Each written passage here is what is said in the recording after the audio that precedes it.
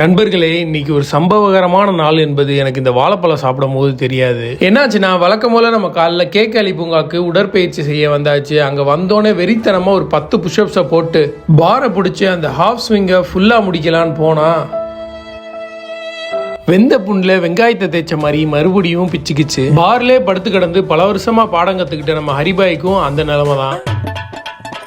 தலைவனுக்கு புழக்க போடு போட்டிருக்கு. நம்ம எவ்வளவோ பரவாயில்ல போல. நம்ம வாத்தி உனக்கு கையில தானே அடிபட்டிருக்கு, வா லெக்ஸ் டே போடுவோண்டு காலையும் உடைக்க பிளான் பண்ணிட்டாப்ல. ஃபர்ஸ்ட் ரிவர்ஸ் லஞ்சஸ், இது கொஞ்சம் ஈஸியா தான் இருந்துச்சு. அடுத்து அசிஸ்டட் கொசாக் ஸ்குவாட், இது கொஞ்சம் கஷ்டமா இருந்துச்சு பண்றதுக்கு. அடுத்து வாத்து நடை டக் வாக், இதை ஈஸியா முடிச்சுட்டு வீட்டுக்கு போயிடலான்னு பார்த்தா ஒரு ரவுண்டுக்கே நாக்கு தள்ளிருச்சு. இதே மாதிரி 3 ரவுண்டு அடின்ட்டாப்ல நம்ம வாத்தி. எப்படிதானோ இந்த வாத்தெல்லாம் டெய்லி நடக்குதுன்னு தெரியல.